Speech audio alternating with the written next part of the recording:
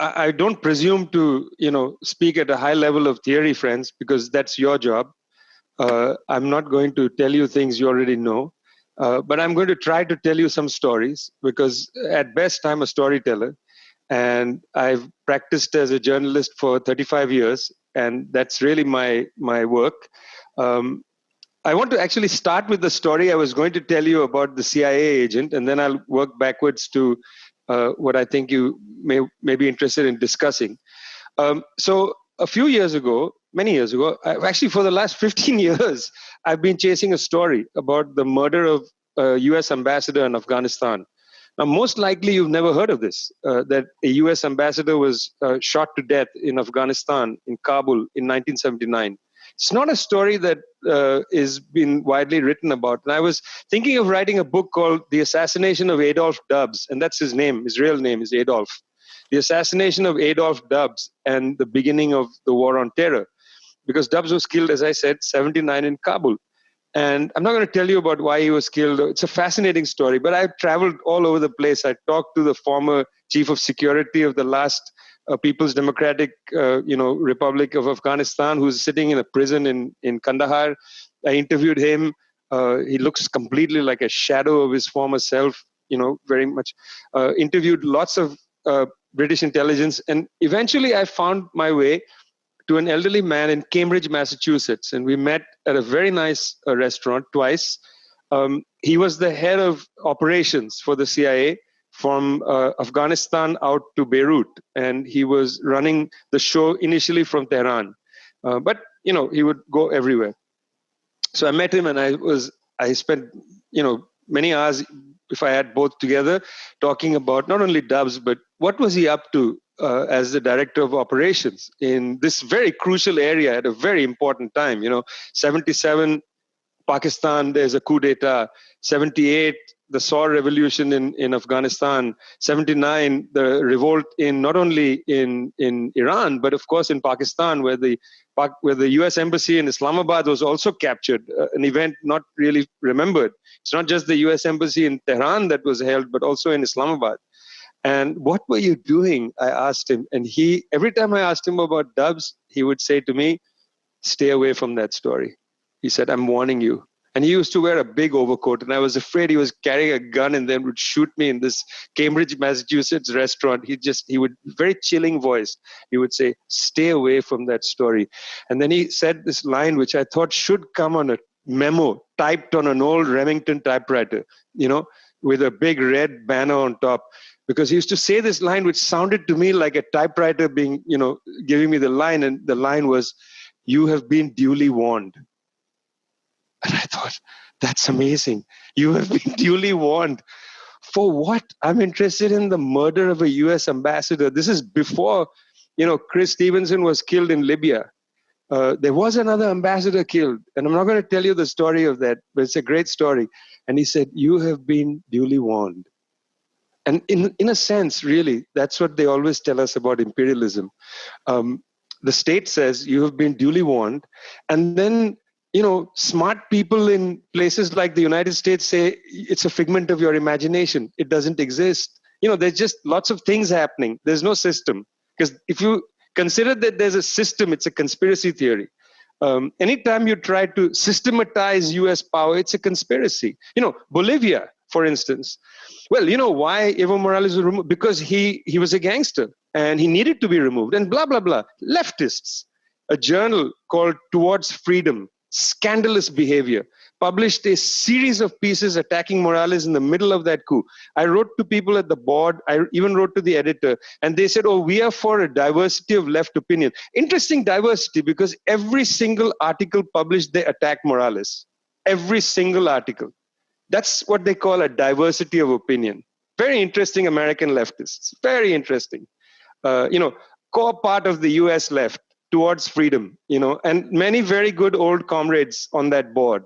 They didn't say a damn thing because guess what? It's for a diversity of opinion. That's what we're for, fellas. A diversity of opinion. A government led by the first indigenous head of government in the Southern Cone Andes area. Okay, there's Benito Juarez. I understand my history, but Evo Morales plays a very important role. 14 years, after wretched colonialism that devastated the people of Bolivia for centuries. I mean, guys, this is really the heart of Galeano's superb open veins of Latin America.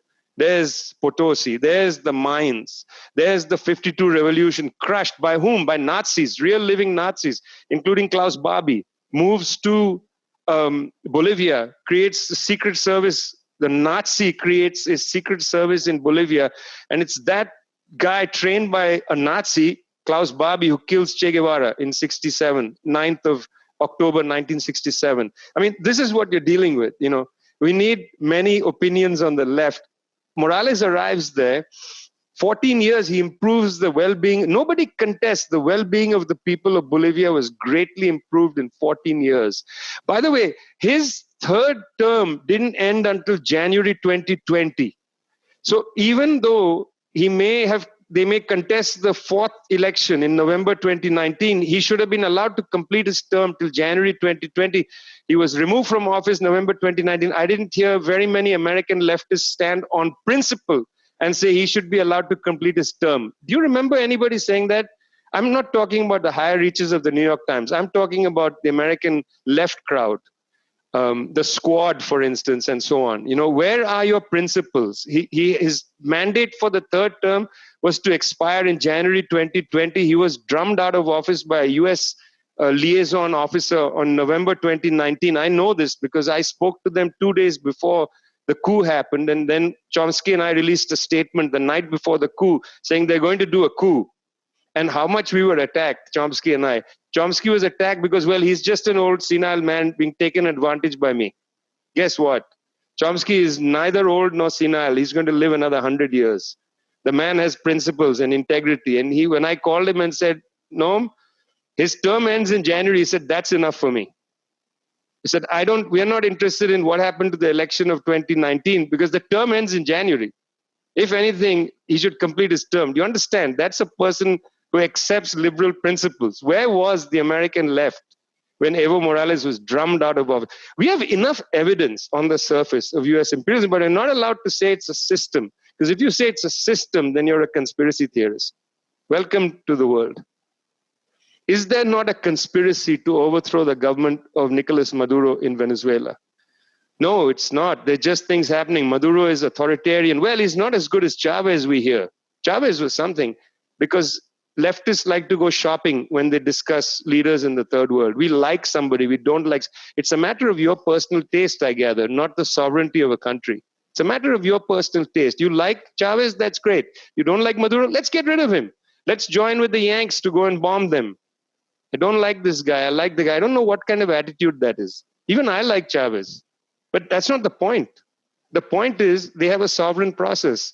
On August 4th, Elliot Abrams, you know, a high-minded person of great principle and a diversity of opinion should suggest that Elliot Abrams merely is exercising his own singular opinion, today chosen not only to have in his hand the Venezuela file, but also with the exit of Mr. Brian Hooks, the Iran file. Something you should be chilled about because this leads me to believe, not because I'm a conspiracy theorist, but because I'm a little intelligent, I think, that Trump, to save his prospect of getting reelected, is going to do some sort of bombing run on Tehran somewhere. It may be a police action. Let's call it a police action, what they did to Grenada.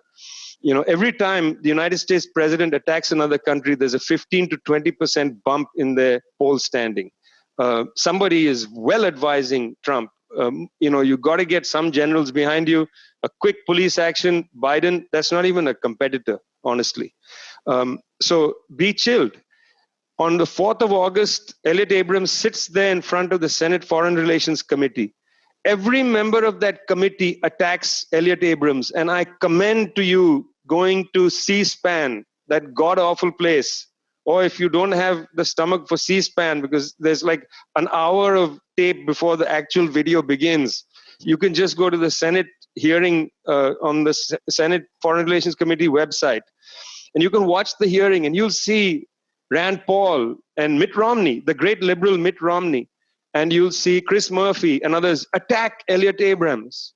But you might wonder, what are they attacking Elliot Abrams for? You know, it's a I'm just saying attack. I'm not saying what. What are they doing to this poor man who's sitting there taking all this, grief from Republicans and Democrats? They're all attacking Elliot Abrams.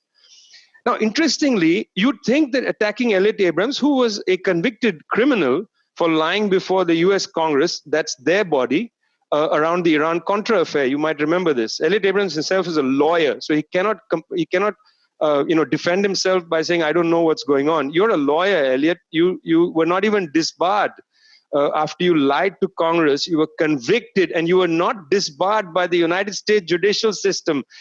Am I the conspiracy theorist, or is this a conspiracy of elites? Tell me. The man lied and was convicted. They had a disbarment procedure, and they declined to disbar this man. So then he enters almost every administration after that.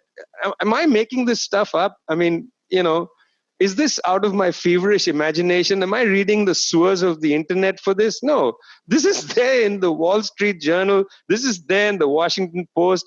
I'm not reading the gutter of the web, to get this stuff. This stuff is right there. Elliot Abrams, you were convicted. Do you deny it? No, I don't deny it. Elliot Abrams, do you accept that there was a disbarment procedure against you? No, I do not deny it. Elliot Abrams, were you disbarred? No, I was not disbarred despite all that. Now, Mr. Abrams, you're running the Venezuela file. You would think that these people in the Senate were attacking him because he's a scoundrel. No. They were attacking Elliot Abrams because he, running the Venezuela file, had not overthrown the government of Nicolas Maduro. Every one of them, from Rand Paul to Mitt Romney to Chris Murphy, for God's sake, Chris Murphy, the darling of liberals from Connecticut, senator from Connecticut, not from, Texas or wherever these other god-awful senators come from, Kentucky. No, this is the darling of liberals from Connecticut, Chris Murphy, attacking Elliot Abrams, saying, you have failed to bring down the Maduro government in open session. This is not a secret proceeding. You can watch this on the internet. And then he says, in April, we tried a kind of coup. Tomorrow, Erica Ortega-Sanyo and I are publishing a piece called A Kind of Coup. We interviewed the Venezuelan foreign minister and said, what did you think when you watched this entire hearing? And Arezia was just like, what am I supposed to think? What am I supposed to think? Rafael Correa had the best comment about this. He said, this guy probably even didn't know what he was saying. He did not know what he was saying. This is the arrogance of American imperialists. He didn't even know. He said, we tried a kind of coup over there. By the way, is the United States a member of the Organization of American States? Just a check question. I mean, you're all intelligent people. Is the US a member of the OAS? Well, it's based in Washington, D.C., and indeed, the United States is not only a member, but is the suffocator-in-chief of the OAS. So the United States actually has signed the charter of the OAS, one of the founding members. Many people, like Fidel Castro, used to accuse the OAS of being a front for the United States government. Indeed, I think that's putting it kindly. It's essentially a front for US imperialism. I mean, not just the government. That's its basic policy orientation.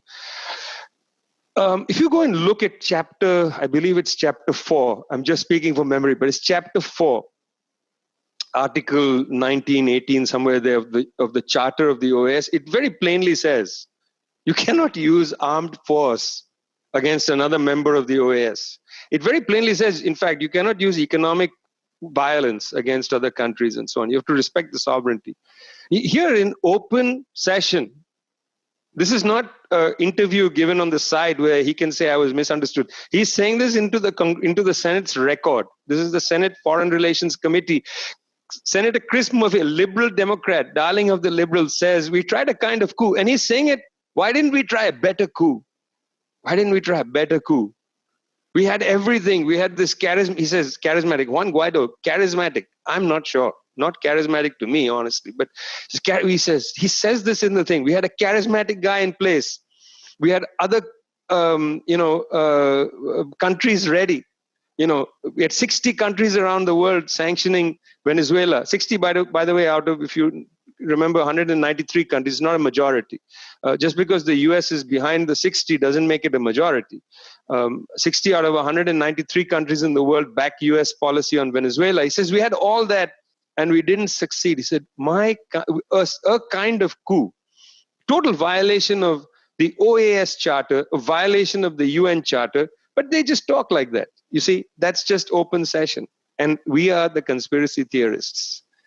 They said we are trying to do a coup in Venezuela.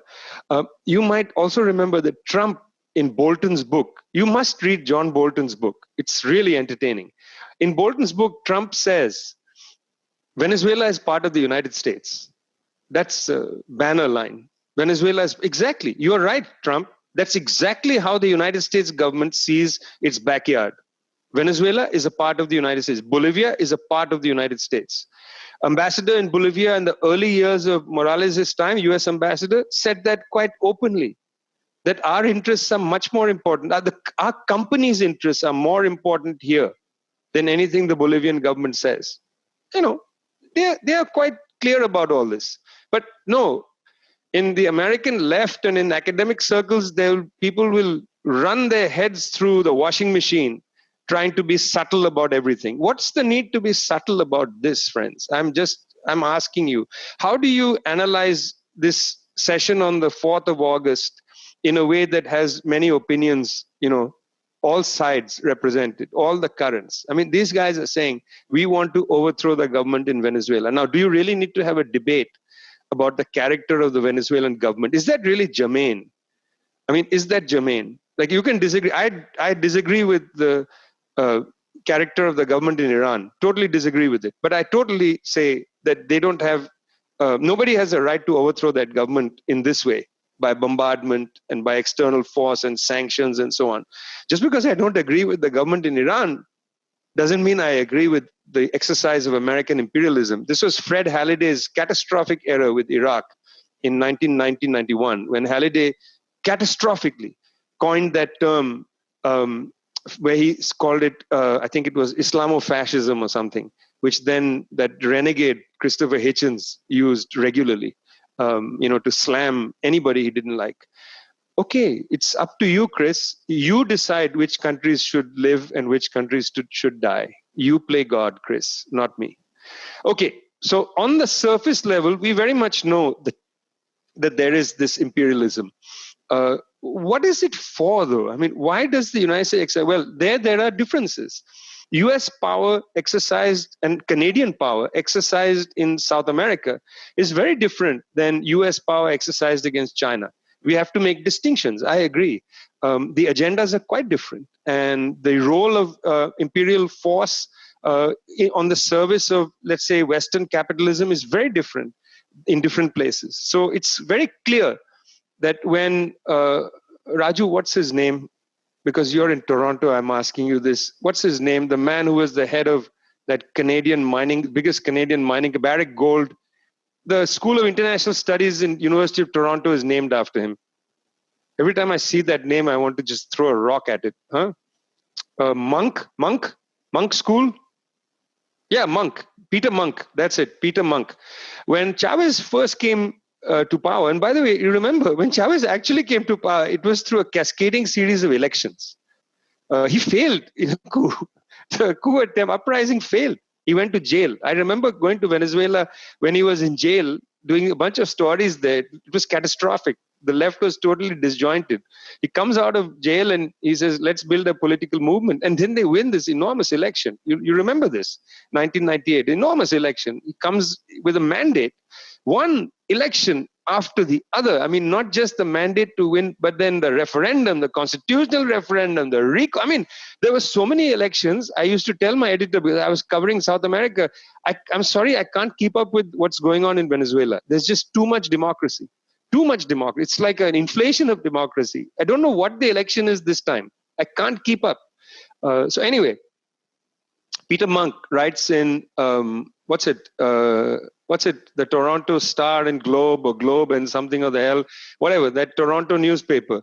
Monk writes in this newspaper, he says that interesting. We, very interesting when people use that word. We. Is he talking about Barrick Gold? We. After all, he was the head of Barrick Gold. We. Who's we? Canada? Canada is a wretched country, pretends to be liberal, has, I think, 60 to 70% of the world mining companies are located in Canada. And in the project to overthrow the government of Maduro in Venezuela, Canada is leading the Lima Group. It's not the United States. It's that beautiful Justin Trudeau, who's a scoundrel, leading the charge on behalf of mining companies. This is not for human rights, friends. It's strictly mining companies. We. Who is we? Is it Barrick Gold? Is it Monk just thinking that he's God or his family? Is it Barrick Gold? Is it the Canadian government? Is it other mining companies? Is it capitalism? Is it the West? I mean, who the hell are you talking about? Is it the white West? I don't know. You just fear that this indigenous man has taken power in Venezuela. It shouldn't be there. It should be a person who looks more like you. I mean, I don't know what they had against him, but in this thing in the Toronto Globe and Mail, he writes, we need to get rid of this authoritarian. Now, why was Chavez an authoritarian? He just won a whole bunch of elections. Why? Because he was not allowing companies like Barrick Gold to set the terms of the resource contracts. The Venezuelans said, no, this is the limit. You can't, we'll deal with you. It's a commercial transaction. We're not expropriating you. But you cannot, this is the percentage we are going to take. Otherwise, just go. And Monk was pissed off with Venezuela. There's a huge controversy. Recently, again, somebody has accused me of manufacturing the idea that Bolivia had a lithium coup. I never actually said it had a lithium coup. That was Evo's line because he was saying it on Twitter. My position was that Evo was moving a resource socialism agenda, and that was out of the question. By the way, it's not just lithium. It's also this thing we have right here. It's indium, which makes the screen. Bolivia has very large resources of indium, which makes these screens. It's indium. It's also lithium. Now, it's also true, as I wrote 2 days after the coup, because I'd followed the lithium story, that ABC, Argentina, Brazil, Chile, all have lithium reserves. And in fact, Chile is cheaper to get the lithium out of there. Bolivia, it's harder. It's up in the high plateaus, harder to evaporate it. That's all true, but there's still very large, considerable deposits of lithium. Lithium is key for the battery.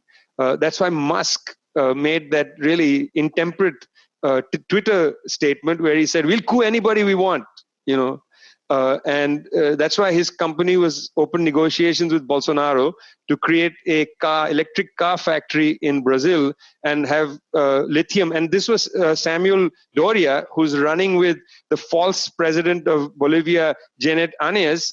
Doria wrote on Twitter that, Musk, come and take our lithium for your factory. I mean, these people are horrendously scandalous. The difference between Samuel Doria, who takes to Twitter begging an American company to come and plunder the lithium, and Evo Morales, my friends, is the difference between the future and the past. And that's what people like Towards Freedom in the end were saying. We prefer the past to the present, because after all, the present has problems or the future has problems. I mean, disappointing, deeply disappointing, not to see the wood and the trees when both are right in front of you and say it's neither wood nor tree. It's just a shadow.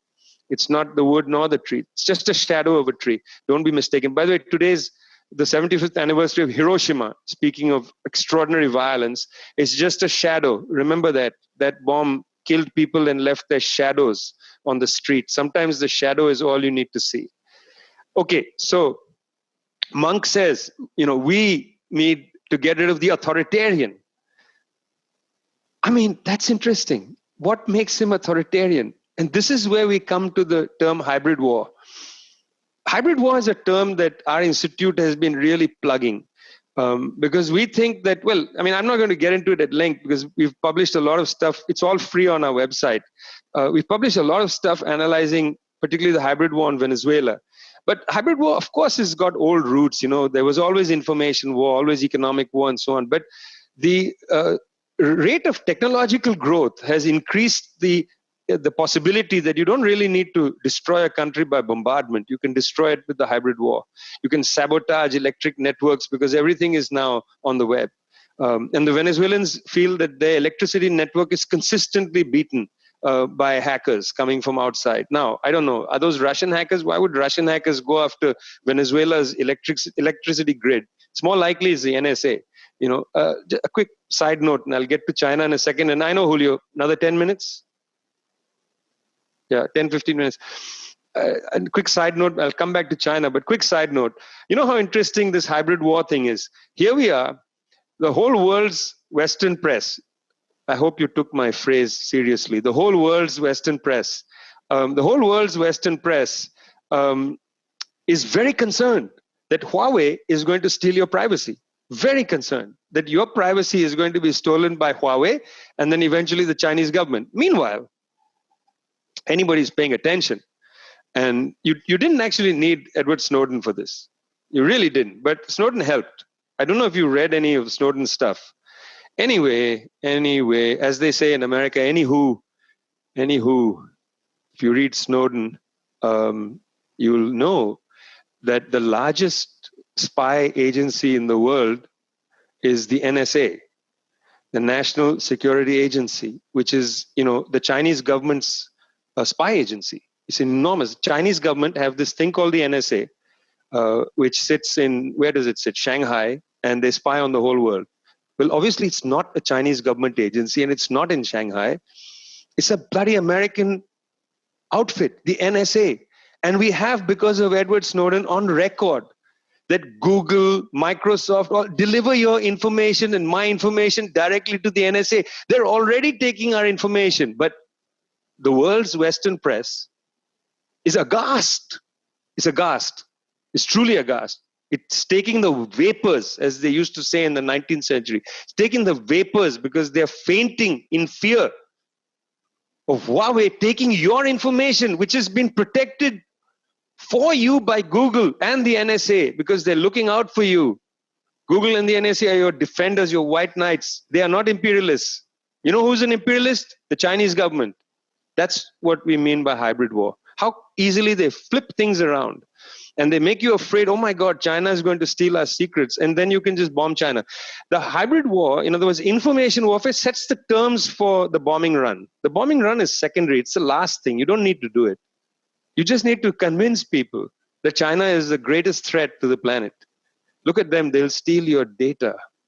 They will steal your data, which is protected for you. Don't look at Snowden. He's a traitor. Even when Google openly says, yes, we collaborate with the NSA, because they have gone on record saying, we deliver information to the NSA. You see, YouTube, for instance, owned by these great barons of commerce, when it's RT or CGTN, they write at the bottom of the video box, this is sponsored by the Russian. Warning, I don't know if this is warning. Warning, it's injurious to your health. It's sponsored by the Russian government. Warning, injurious to your health, sponsored by the Chinese government. I mean, shit. In fact, the great thing about America, MSNB, the government doesn't need to sponsor us. We are State Department propaganda. We don't even need sponsorship. CNN, we don't need US government funding. We're such great patriots. Look at these foolish CGTN and RT. The only reason they spark propaganda is because they are paid by the government. American, the world's Western press, meanwhile, doesn't even need government support. They fall on the sword willingly. That's what Google does with the data. That's what Microsoft does with the data. They don't need even anybody to go and tell them, please give it to us. They give it away. They fall on their sword willingly. This is the hybrid war, guys. Suddenly you believe Rachel Maddow is one of the great journalists of our time. Rachel Maddow gets on TV and says the Russians are coming for you. When the Americans went for the Bolivians, where was Rachel Maddow?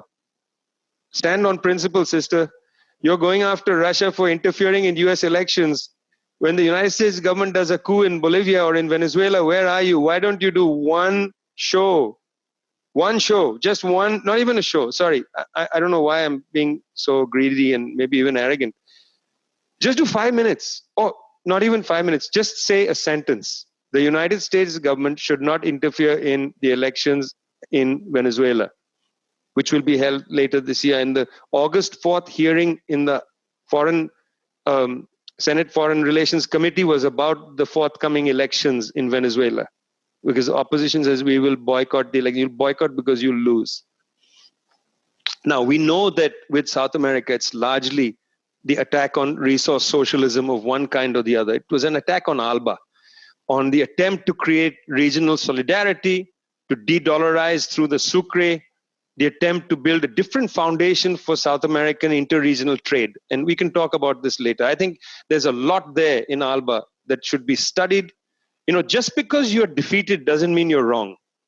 I believe this with the socialist project in general. Just because the Soviet Union collapses doesn't mean communism is wrong. Defeat doesn't mean a defeat is not a judgment on your accuracy, on whether you're right or not. Defeat is a judgment of strength. That's different. It's a totally different register. You can win and be wrong. We've seen that many times. The United States overthrew the government in Iraq. Was the United States right? Did that make the US correct? I don't think so. I'm not sure. Maybe you feel that. I don't. I wish there was another outcome for the Iraqis, still struggling. Okay. China, last point, Julio, on China, and then we can chat. I'm sorry, I'm not a systematic person, and I didn't make a paper. I didn't write a paper, and I'm not a systematic person. I told you I just tell stories. And these are, don't take it seriously if you don't want to. But if you'd like to, it's up to you. I just look at the world and I wonder how we, continue to live on it. Every few years, I write on Twitter that I would like to be abducted by aliens. And that's because aliens have better technology than us. They're able to go across the galaxies, which means they must be socialists, because capitalists will not be able to do intergalactic travel. They're too busy rapaciously destroying their own planet and attacking each other in imperialist wars. Whereas a socialist planet would figure out how to cooperate and do the best with the resources. And I'm, by the way, not a Posadist. Don't mistake. My last name is not Vijay Prashad.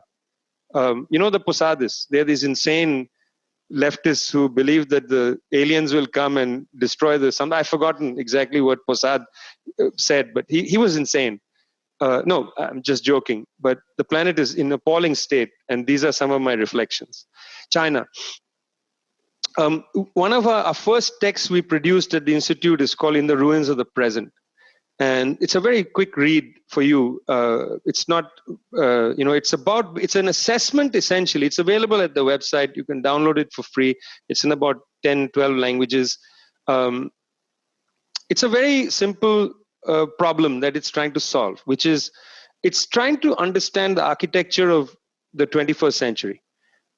We look at, for instance, some key ideas of how the world is organized. So there's a section on globalization, a term that I like to use because I think that's exactly what happened with the disarticulation of production, with the centrality of intellectual property rights, and I'll come back to that in a minute. The reason intellectual property rights is such an important part of globalization was once you disarticulate production, you don't control your blueprints and how things are made, because you've got factories all over the world, and industrial espionage much easier. The idea of reverse engineering products can be easily done and so on, which is why they banned reverse engineering, if you remember this, in the last GATT round, in the TRIPS agreement. It has a section on neoliberalism. It goes into what we call the tax strike. The elite has gone on strike. They refuse to pay tax last 50 odd years.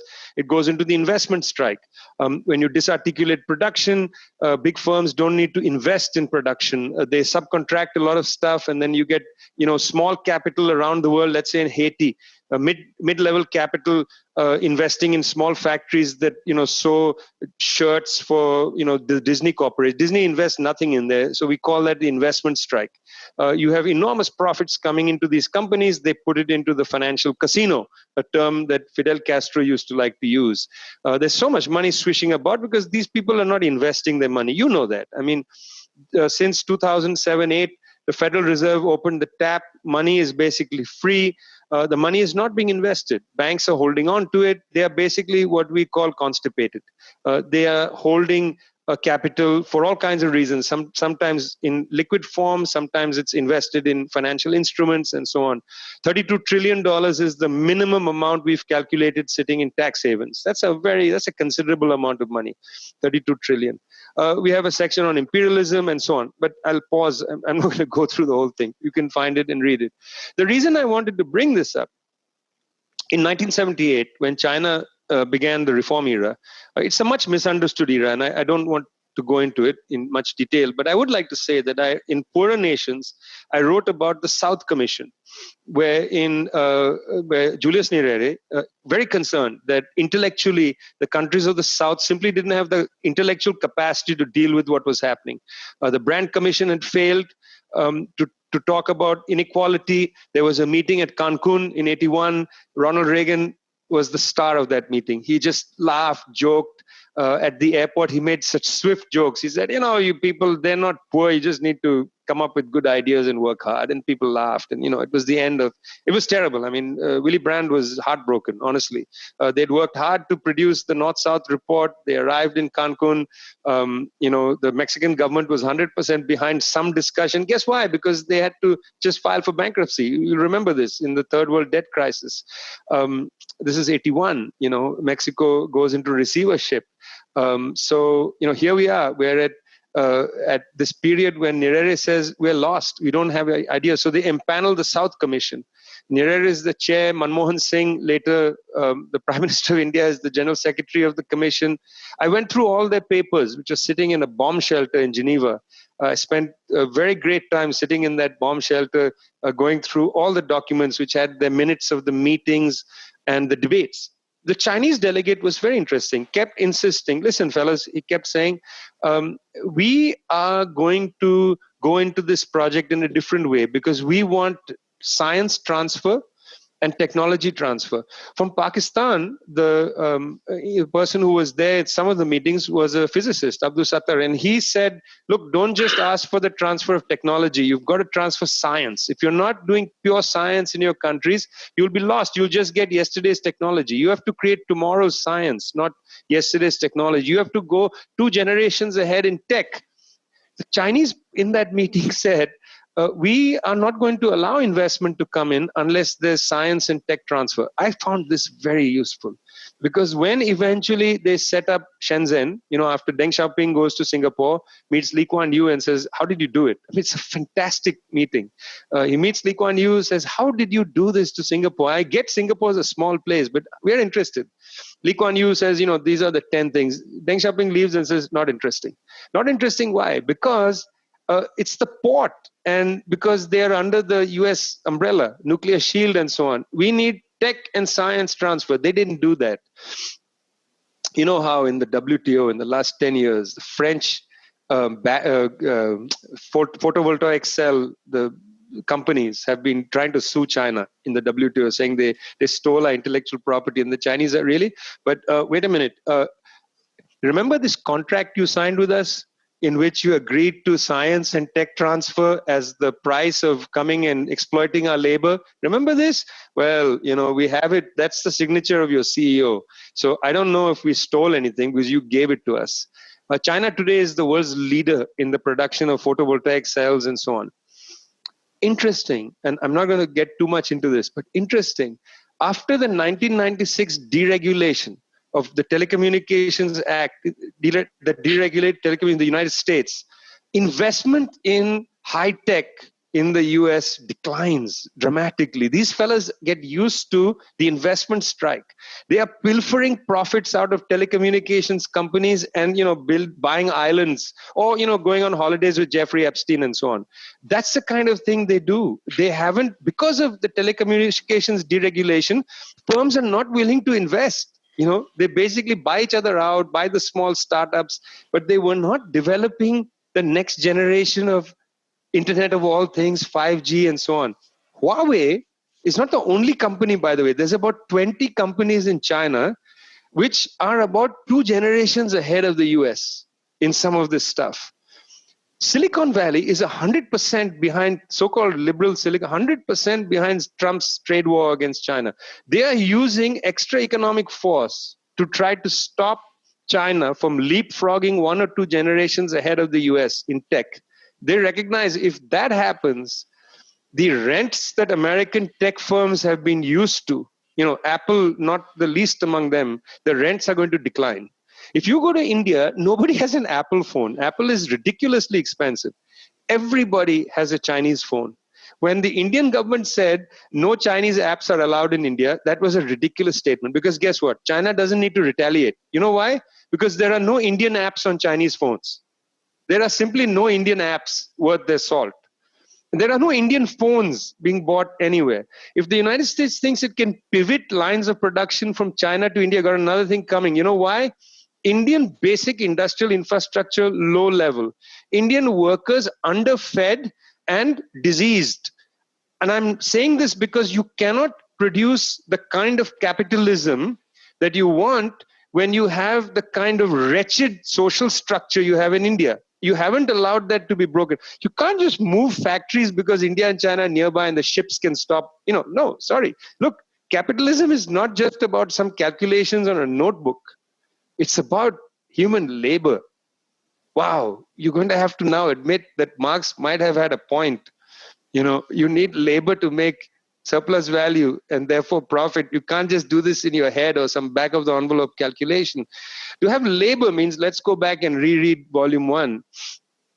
You need the worker to go home, rest, be well, to come the next day to work and so on. What now is called social reproduction. It's there in volume 1.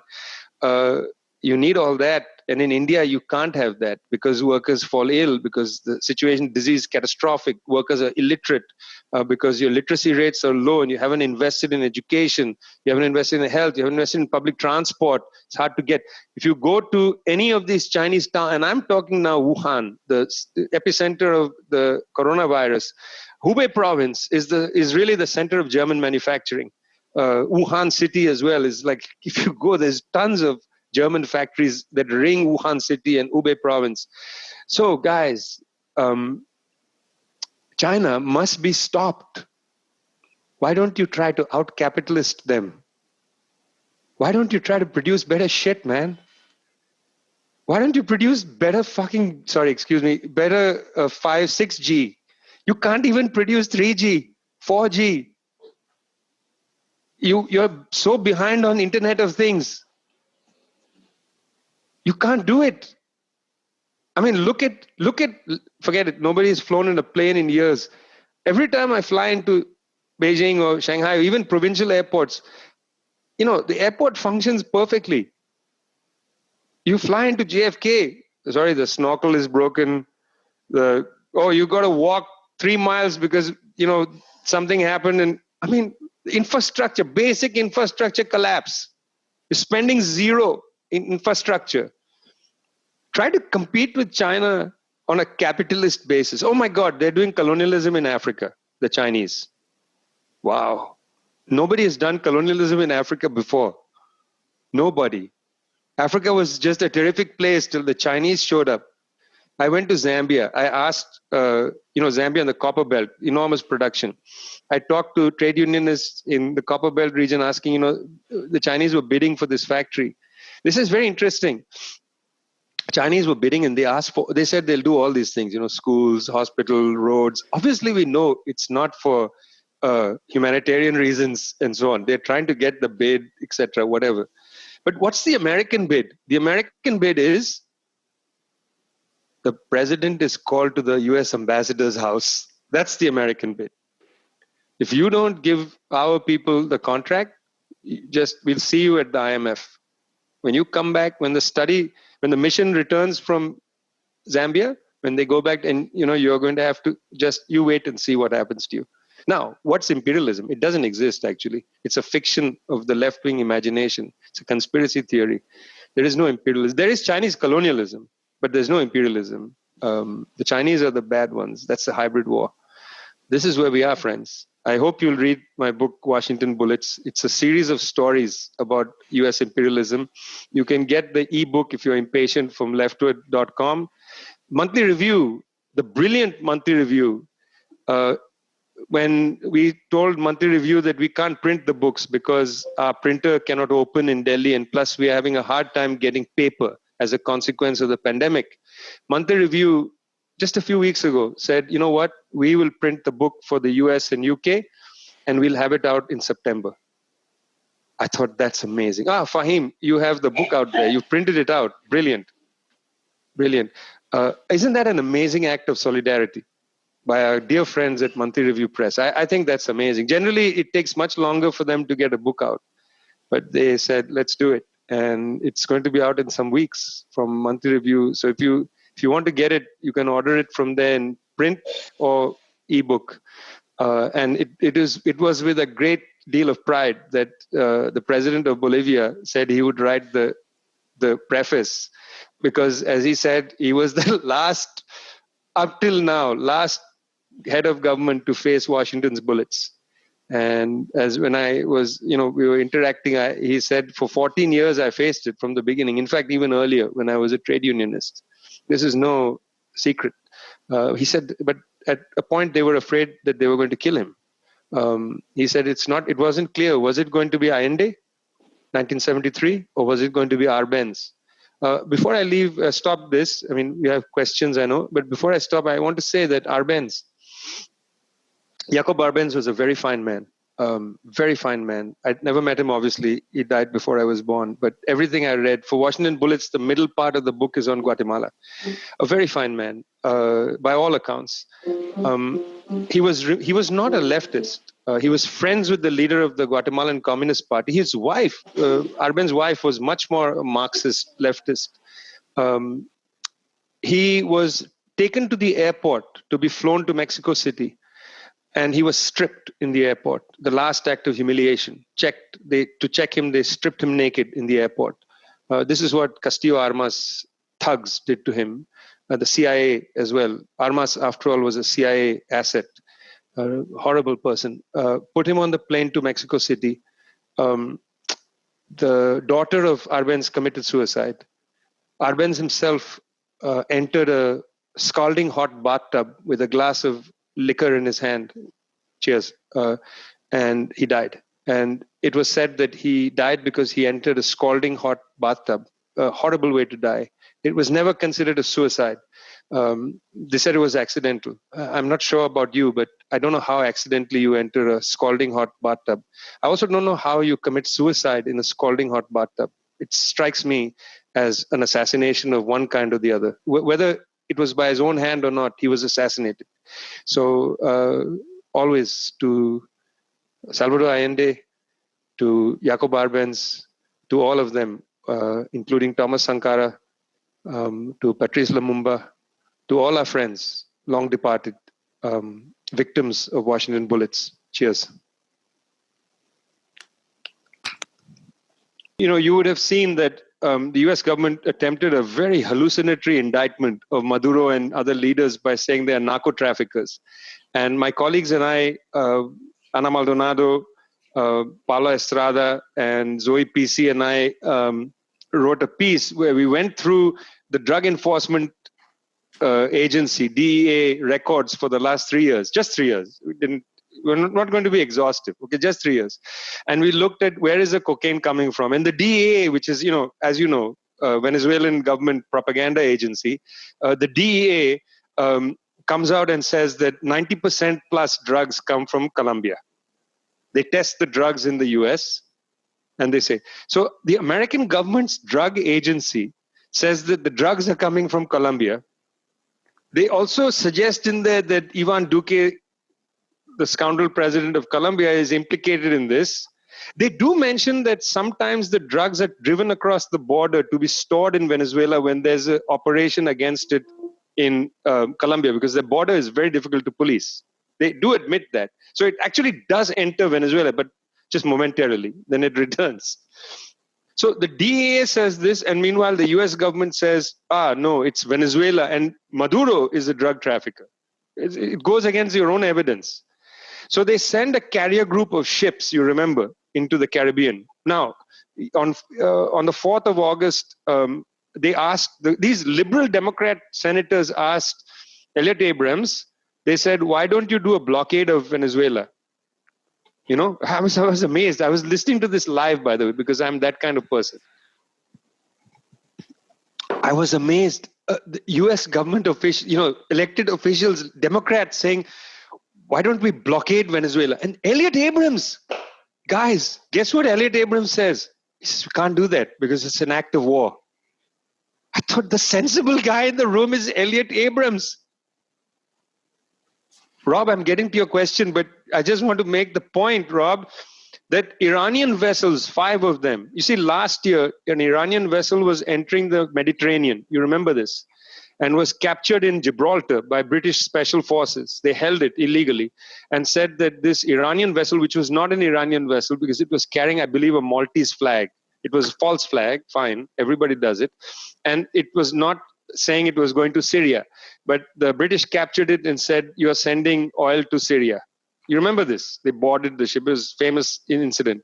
This time, 5 Iranian tankers left Bandar Abbas with Iranian flags flying. They were not false flag, which is a normal practice in commercial shipping, by the way. So it's not like some weird thing, false flagging. That ship carrying ammonium nitrate to Beirut was headed to Mozambique. It had all kinds of flags. And if you looked at the manifest, there was all kinds of flags. It kept changing flags. This is a normal practice in international shipping because they keep trying to evade regulations. Anyway, the Iranian vessels carried Iranian flags. And from the day they left Bandar Abbas, they declared on satellite, they told the various people that that they are heading for Venezuela. And they didn't shut their radar. I tracked those ships. They came on the radar to Venezuela. Americans didn't stop them. You see, what's interesting about that, Rob, is that it was not a solidarity mission. The Iranians sent 5 tankers of oil. The Venezuelans paid them. It was a commercial transaction, which, as far as I know, is totally legal in the world. Now, there are some illicit things you can't sell. I can't come and sell you a howitzer, Rob. I cannot. We cannot create a bill of lading and I'd have a howitzer delivered by that ghastly Jeff Bezos' company. You cannot do that. But I can sell you, a book. That's legitimate. I can also sell you oil, Rob. I can go and buy, a tank of oil and drive it to your house. That's legal. The Iranians were delivering a legitimate commercial, it's a legitimate commercial transaction, pure capitalism. United States wants to stop pure capitalism. You understand that? Because they want to dominate. This is a pure commercial interaction. It's very important we make this point. The Iranians didn't send solidarity oil. That was not, I don't know, the press never actually just mentioned, frankly, this was a commercial transaction. Why should you stop a commercial transaction between 2 countries? I don't understand it. I'm not, pretending to be thick. I actually don't understand it. It's a pure commercial transaction. They're delivering oil. They're not delivering anything illicit. Okay, so there's that. I mean, the point is, 1, nobody's fooled by what the United States is doing. If you look at Correa, his statement, which we'll quote in our piece tomorrow, kind of coup, Correa says directly, this is what we call American exceptionalism. This is what we call American exceptionalism. What we do holds. In China, I had a very interesting seminar interaction with an institute in China recently. In China, they're terrified. At least a lot of these intellects terrified the United States is going to bomb China. Is going to go to war with China. Is going to impose a war on China, over some incident in the South China Sea. There'd be maybe some bombing run. People actually think that's going to happen. You see, it's not a feverish imagination thing. There is fear. On Guanxia, on Weibo, on all these social media sites, lots of people are talking about the impending US war on China. I mean, this is a real thing. If you read Global Times, I believe Global Times is a good reflection of some of this fear that's there. And Global Times, they're fairly smart people. You may not agree with everything. Wang Wen, for instance, is a very smart intellectual, very top flight person. And Wang Wen, will tell you directly, we fear that there may be an attack. So what I'm saying to you is that people are not mystified by this. I have interviewed many heads of government of countries that basically bend their knee to the United States, and they'll tell you as they're walking out of the room, they'll tell you, listen, we know how the world is organized. Former Indian Prime Minister Manmohan Singh, I've heard him say this many times. Let's just be realistic. They set the terms. We can't have an independent foreign policy. They set the terms. Now, what they're saying is we are not going out in public and going to talk about imperialism and all that. You do that. But, they are not fooled. I mean, people are not fooled. You listen to them. The other thing about we don't have territories outside America is interesting. And I agree with you. In Washington Bullets, I have a whole section about the fact that US imperialism doesn't start in 1898. That I can't believe that US historians believe that. US imperialism starts with the so-called revolution.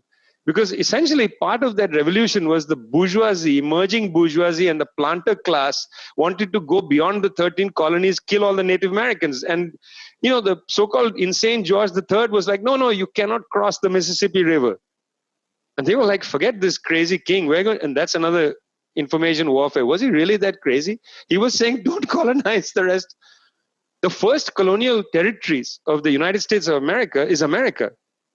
The war against Mexico, to take 1/3 of Mexico, whatever the site, then to, capture Hawaii later in 1898. But, the territory, to kill all you don't need a colony overseas when you have a colony contiguous.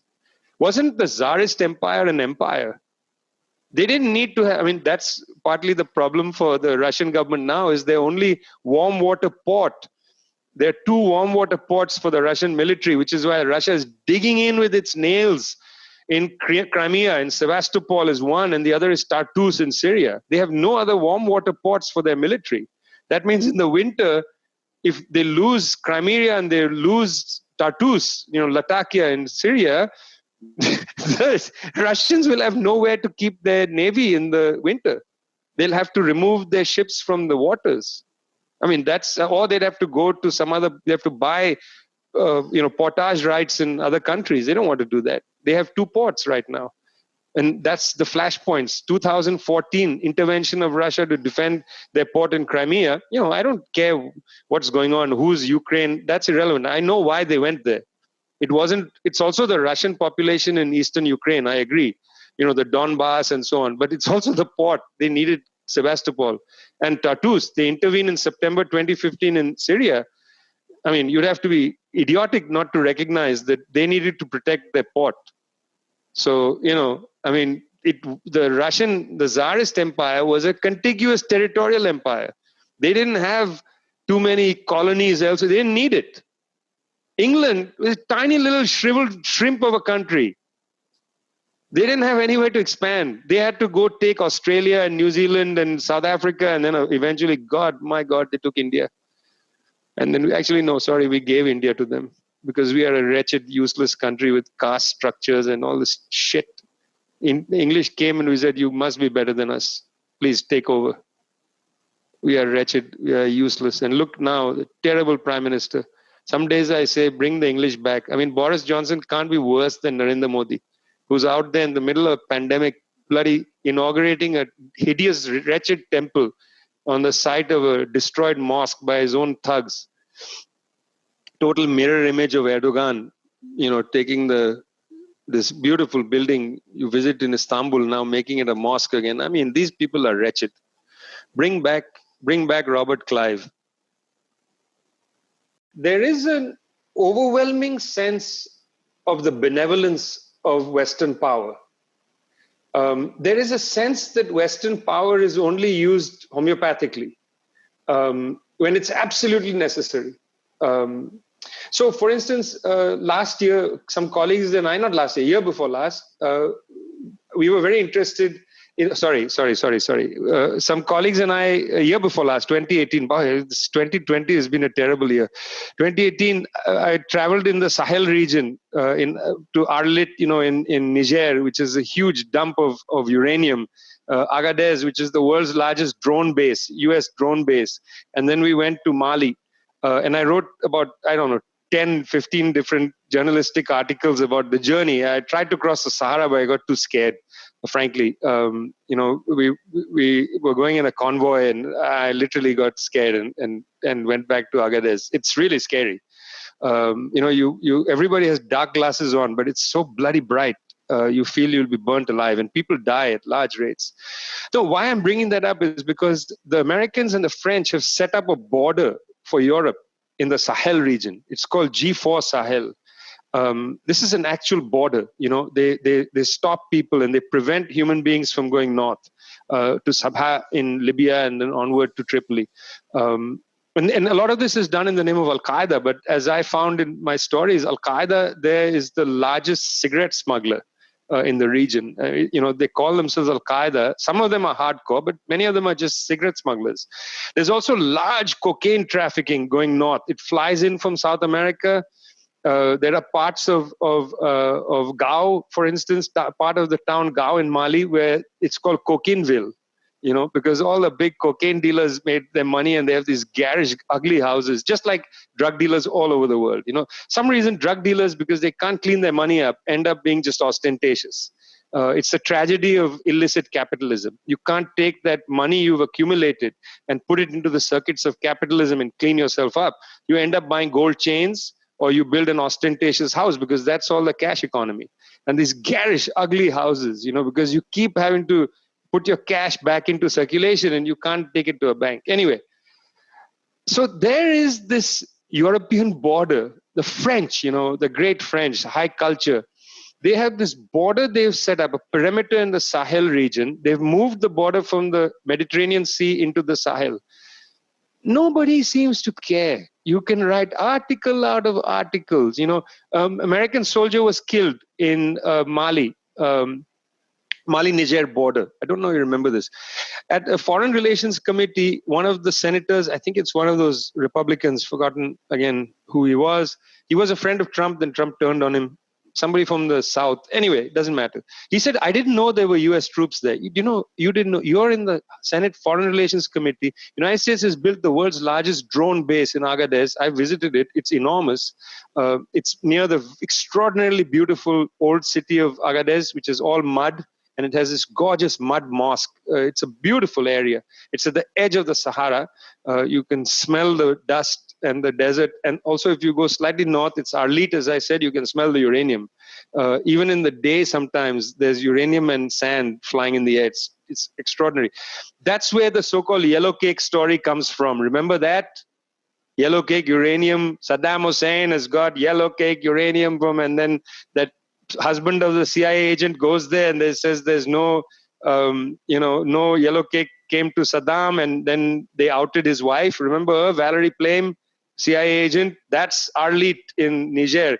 Nobody gives a shit about Arlit. They're interested in what happened to an American CIA agent. What about this poor town? 1 in 6 or 1 in 7 light bulbs in France is lit by that uranium mine. So the French, they have interest. They built a perimeter there.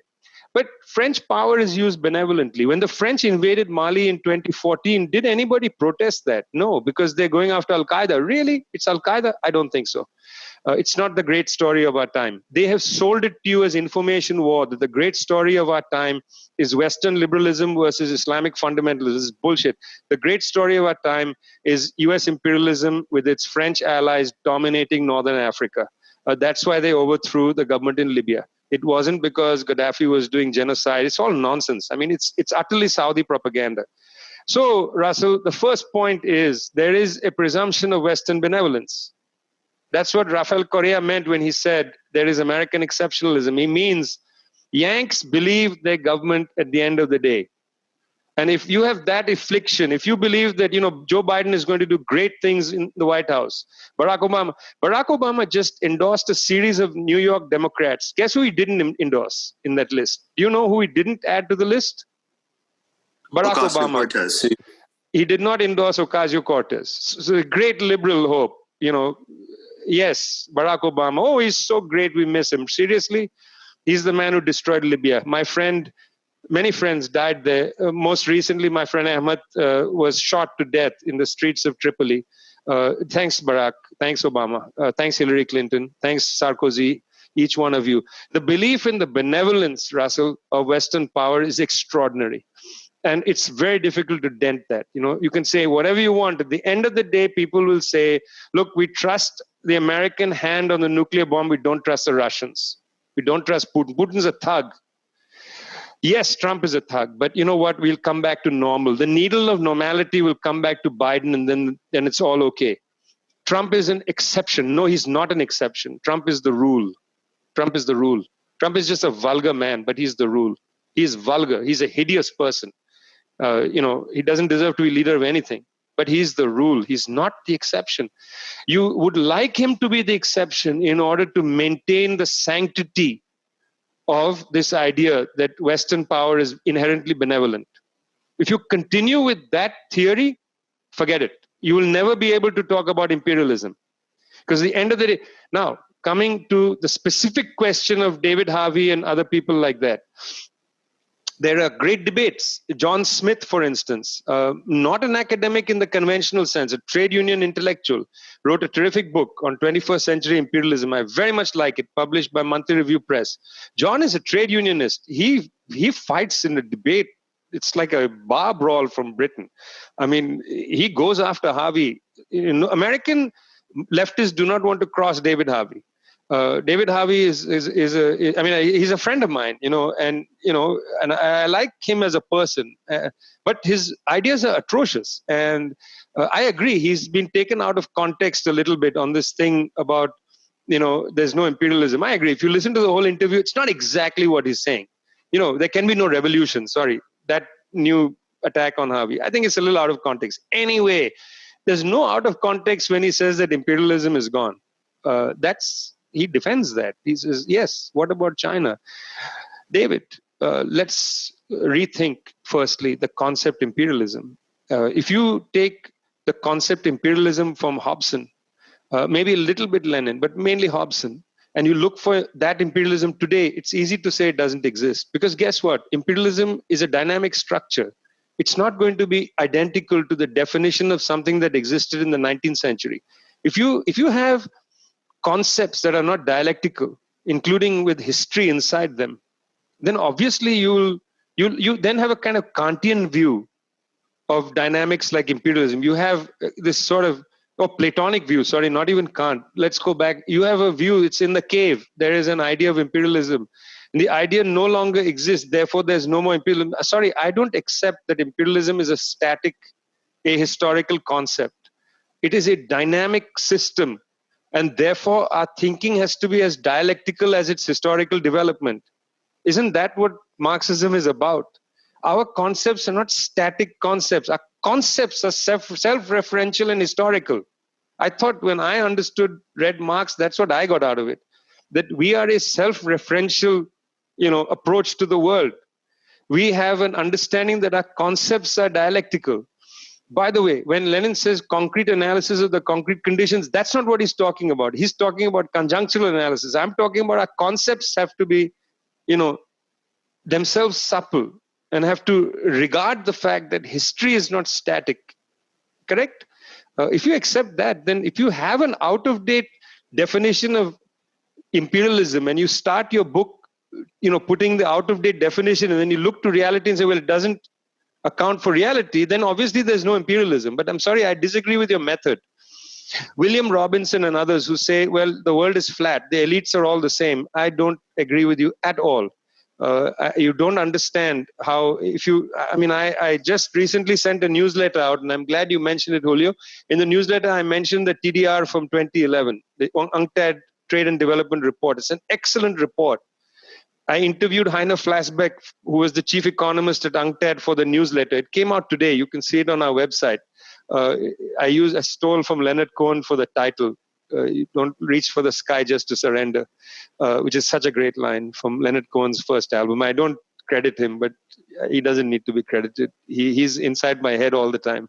In the TDR, 2002 TDR, this is 2011, they mention how productive, the gains of trade are not going to the global south. And they have all the technical data for you, for those technical nuts to look at. There is no flat world. William Robinson and company are basically the Thomas Friedman of the left, if I can be rude. And I critiqued him in print. I don't think it's credible. They say it's not ultra-imperialism. Kautsky's ultra-imperialism. They say it's not that. It smells a lot like Kautsky and ultra-imperialism to me. The elites, they're not together. If you look at data from Davos, just Davos, some 70% of delegates at Davos come from Western countries.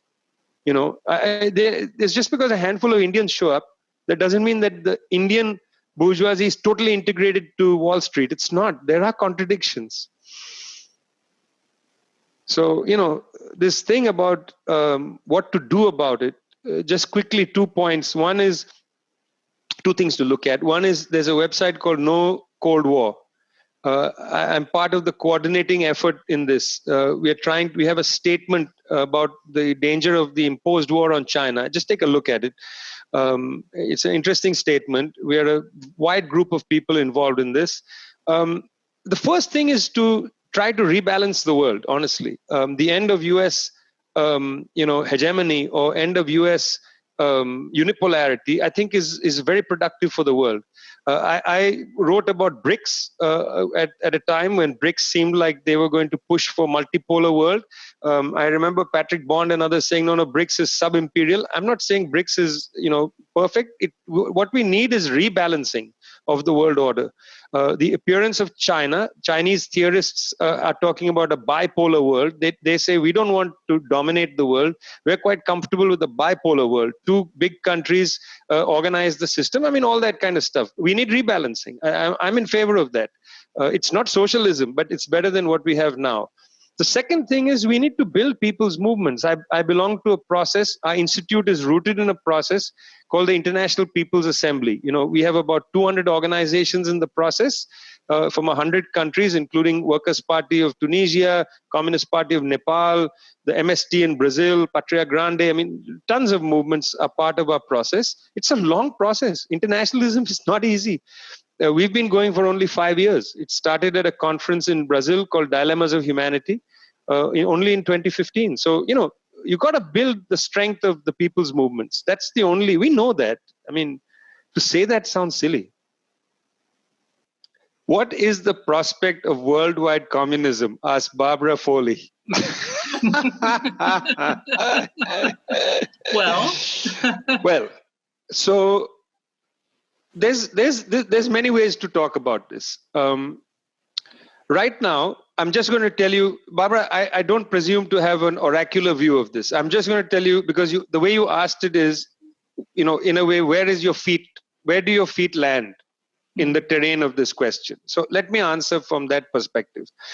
For 30 plus years, I've been a member of the Communist Party of India, Marxist. Our party, is 1 million people in India, million cadre member. It's a very small party for the scale of India. Our party is in government in Kerala. We have a superb government which handled the COVID-19 crisis with impeccable scientific rigor and with public action on the streets by our trade unions, women's movement, student movement, and so on. Extremely important that I make the point to us all today that in the socialist countries where socialists are in government, including in Venezuela, and I'm willing to have a debate about that. I have debated, people have said to me, it's not a socialist government. I mean, come on, come off it. Get off your pony now. In these countries, the mass organizations of the Socialist Party have been on the street delivering relief to people, testing people.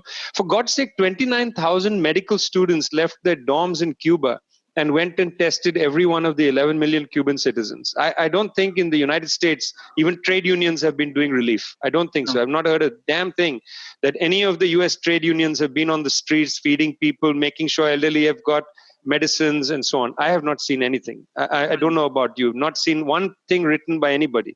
And I looked for it. I haven't seen anything in the UK of anything of this caliber. Mass organizations out there, just very decent, well-minded small groups of people doing mutual aid. That's it, at not even near scale.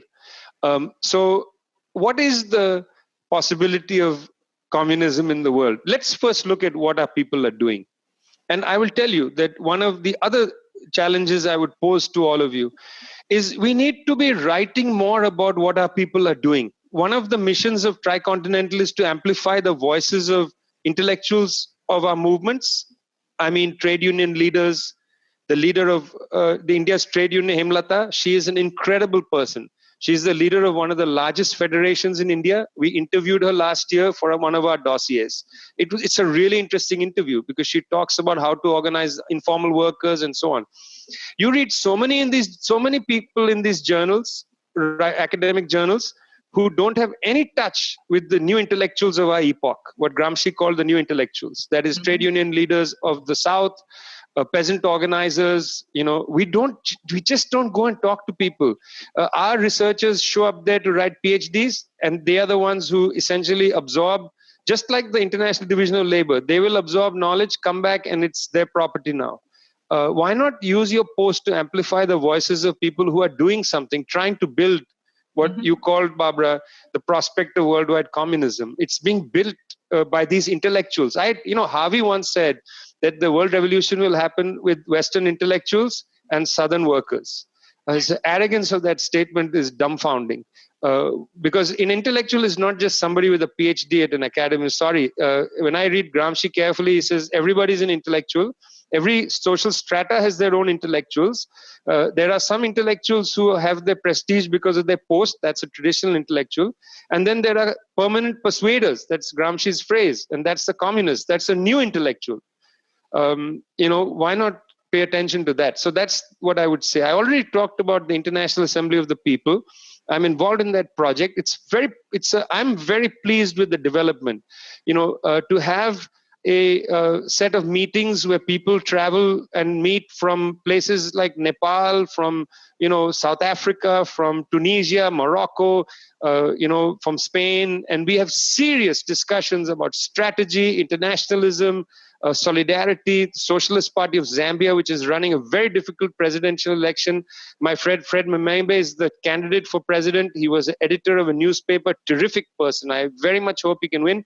But, Launda, for instance, is a thug, the current president of Zambia. They will not allow a free election there. So I'm just saying that there are movements and developments, and we know that the prospect question must always begin with what is there. Not what do I think in my head. What is there? We always begin with what is there. And what is there teaches us there's a lot there. There is a lot there. When I look at Brazil, the MST currently is struggling to protect 2 settlements up for eviction under the fascist government of Bolsonaro.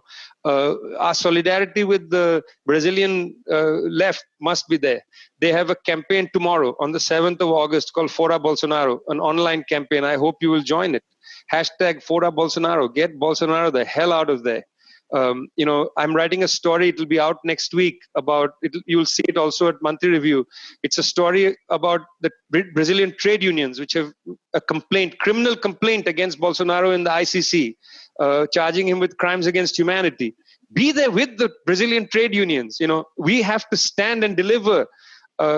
This is important to me. And I agree with you, Barbara, that this is not a situation where there are no scoundrels in our countries. Of course, I agree with you. Implicitly, I agree with you.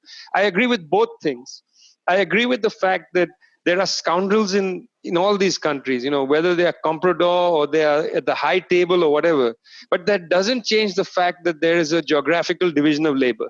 And it doesn't change the fact that there are wretched conditions in some of these countries, and that there are creamy layers of a labor aristocracy in other countries that benefit of this geography of imperialism, which exists and persists and is reproduced. So I agree with that entirely. I mean, to critique the idea of the flat world, left flat world, isn't to come back and say, we are in the 1940s and it's the third world versus the first world. It's that too, but also we have to settle accounts with ourselves. Remember, Fanon wrote his book at that time. And the chapter in Wretched of the Earth called Pitfalls of National Consciousness was already saying that. We are aware of that. Lumumba understood that. After all, Lumumba was also killed by Mobutu, and that section of Katanga elites who wanted the copper to benefit them. We know that that's there. We are not going to be naive about it, but nonetheless, there is a geography. I feel strongly that the Cold War is not a Cold War even. This is a hybrid war. It's a different situation. In Washington Bullets, I make the argument, I may be totally wrong, that the periodization of pre-Cold War, Cold War, and post-Cold War is totally wrong. There is a great process of history from the late part of the 19th century till today. And that's a long fight between the forces of decolonization and the forces of domination. This is a long battle that transcends the divisions of Cold War, post-Cold War. This is a long dialectical fight which has not been settled in anybody's favor yet. And therefore, look, Nepal, it's a small country, a poor country. It has a communist government which, has 66% of the parliament is communists. I mean, it's incredible. It's a total majority of political power in Nepal. Cannot move an agenda. Do you know why? It's suffocated by India on one side, which keeps closing the border. It's a landlocked country. On the other side is China, with which it has fraternal relations, but also the Himalayas. On the other side of the Himalayas, in the province of Mustang, they've discovered an enormous trove of uranium. It's very high quality uranium. Now, the Americans have showed up and said, we'll give you $500 billion through a Millennium Challenge MCC, Millennium Challenge Community, I don't know what it is, some fancy thing, MCC, Millennium Challenge something, grant to build electric power lines. Nothing to do with the Mustang thing and nothing to do with the fact that we want you in the Indo-Pacific strategy, which is the Quad countries plus, Quad being India, Japan, Australia, and the United States plus is the Indo-Pacific strategy led by Admiral Davidson, a real piece of work. US government Indo-Pacific strategy document is called Regain the Advantage. Come on, guys. There's no imperialism. Regain the advantage. There's no imperialism. This is published and available on the State Department and Pentagon website. There is no imperialism. Regain the advantage. What advantage, you might ask, and for whom? Well, for humanity, obviously. It's about human rights. Regain the advantage for human rights. For the UN Charter, actually. Sorry, I misspoke. Nothing as amorphous as human rights. It's to regain the advantage for the UN Charter, which the United States, as you know, is the upholder and defender of that charter. Yes, which was entirely written by Eleanor Roosevelt. Nobody else participated. That's the liberal imperialist view. So anyway, the point I want to make, is this point about, is it going to be fought in the South, the so-called Cold War? No, but the battlefield is always been and has always been these regions. I mean, the case of the African continent is very interesting. This argument that China is a colonial power is so interesting, how this argument is being made. I mean, I remember in the FT, central bank head of Ghana, about maybe 15 years ago, wrote a piece saying that we know who the colonialists were.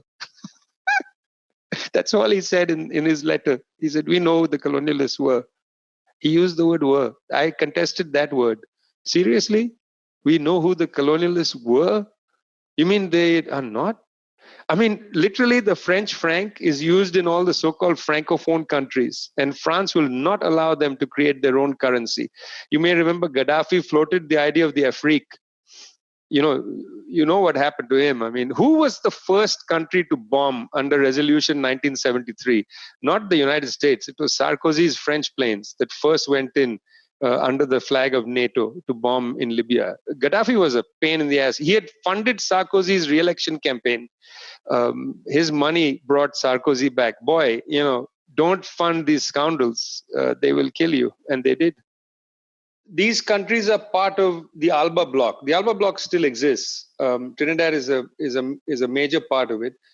It's going to be impossible for the US to act. No, oh God, let me put it differently. I shouldn't put it like this. There is no need for the United States government to have an act of war. That's what Elliot Abrams said on the 4th of August, 2020, before a US Senate committee. There is no need for an act of war. They don't want to do an act of war. If you can get everything you want without an act of war, why would you do an act of war? Because after all, if you do an act of war, then maybe we can say imperialism. You see, if you can just deny Venezuela its legitimate gold sitting in the Bank of London, if you can deny Venezuela the right to IMF lending, which is the COVID-19 fund that the IMF Director General, I think, very generously provided out of her own pocket, it seems, generosity is. If you can deny Venezuela the right to free trade with people and so on, why do you need an act of war? Because somehow all these other things are not seen as an act of war. This is interesting. This actually should have us reassess what an act of war is. Venezuela has put its money in the Bank of London. I don't know why they did that. Chavez should have removed it. I think it's a gross error. Have all that gold flown out of the Bank of London.